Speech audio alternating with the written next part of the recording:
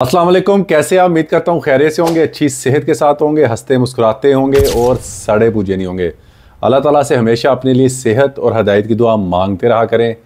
यकीन माने कि अमीर इंसान ही वो जिसके पास सेहत है और हदायत है। बाकी आपके पास जितना मर्जी पैसा है, नौकर चाकर बंगला गाड़ी सब कुछ है, सेहत नहीं है, हदायत नहीं, तो आप एक गरीब इंसान है। तो अपने और अपने प्यारों के लिए हमेशा ये दो दुआएं मांगते रहा करें। अच्छा, आज की वीडियो जो है इसमें मैं आपको बताऊंगा उम्रे वीज़े वालों के लिए, विज़िट वीज़े वालों के लिए अपडेट, और जो लोग मक्का जाना चाहते हैं उनसे रिलेटेड जो है वो कुछ बातें। तो वीडियो को आपने पूरा देखना, कोई चीज़ स्किप नहीं करनी, ताकि जो है वो आप कोई चीज़ मिस ना कर दे, क्योंकि बहुत सी ज़रूरी बातें हैं जो आप तक पहुंचना ज़रूरी है, ताकि कल को आप ये ना कह सके कि सानू पता ही नहीं सी।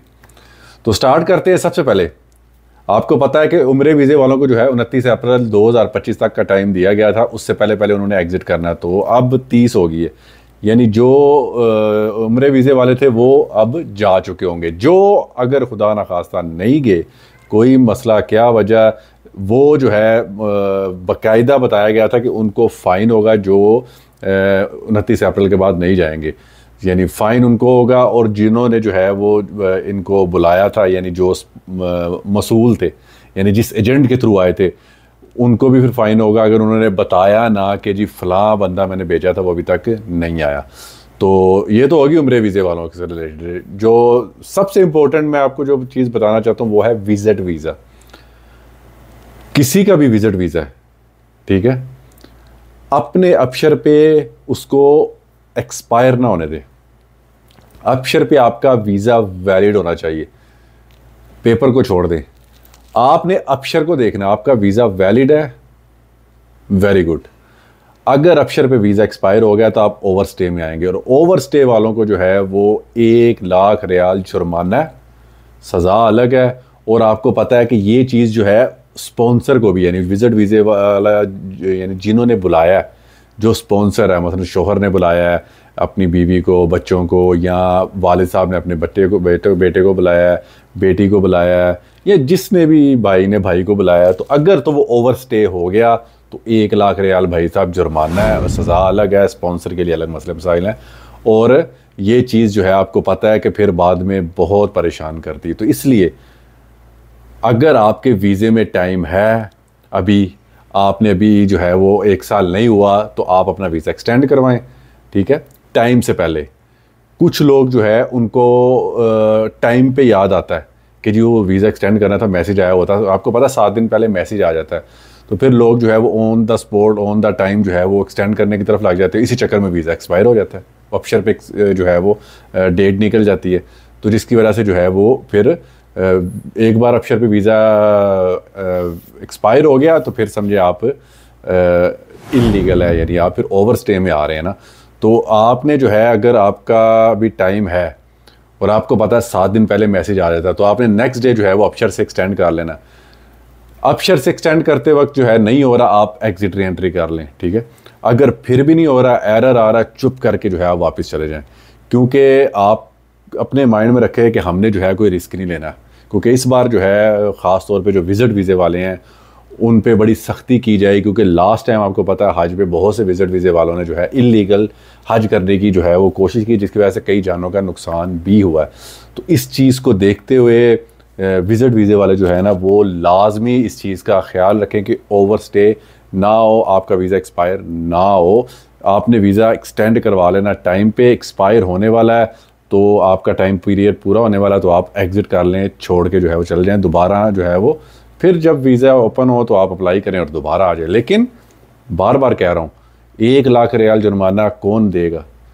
तो कितनी बड़ी अमाउंट है, और स्पॉन्सर के लिए अलग मसला। तो ये चीज़ जो है ना बड़ा फिर परेशान करती है कि यार इंज ना कर दे, यार इंज कर लेंदे, क्यों किया। तो बी केयरफुल, बस कि आप लोगों ने जो है ना ये चीज़ ध्यान में रखनी है। नंबर 2, जो लोग मक्का जाना चाह रहे हैं अपने माइंड में रखें कि कोई भी बग़ैर तसरीह के मक्का ना जाए। जिसके पास हज परमिट है वही जाए, जिसके पास वर्क परमिट, यानी जिसके पास अगर वो वहाँ मक्का काम कर रहा है तो उसके पास इजाज़तनामा होना चाहिए, वो जाए। या जो वहाँ का रहायशी है, जिसके आईडी कार्ड में मेंशन है कि जी वो मक्का का रहायशी है, वो जा सकता है, तो वो जाए। उसके अलावा कोई भी जो है वो चाहे मुकीम है चाहे कोई भी है, विज़िट इस पे मक्का जो है वो जाने की सोचे भी ना। और नंबर 3, कोई भी अपने साथ विज़िट वीज़े वालों को अगर ले जाता हुआ पकड़ा गया, जद्दा उधर मक्का में चेक पॉइंट पे पकड़ा गया, तो 10 साल के लिए जो वो चाहे वो मुकीम है वो सऊदीया नहीं आ सकता, और जो विज़िट वीज़े वाला होगा वो भी 10 साल के लिए सऊदी नहीं आ सकता। बाकी आपको पता है जुर्माना, सज़ा, वो सारा कुछ अलग है, डिपोर्ट अलग है। तो इसलिए जो है जो लोग विज़िट वीज़े वालों को अपने साथ मक्का ले जाने की कोशिश करेंगे तो वो सहूलतकारी के तौर पे जो है उनको देखा जाएगा इन्होंने सहूलतकारी की है, क्योंकि जो विज़िट वीज़े वाले हैं उनको अलाउ ही नहीं है हज।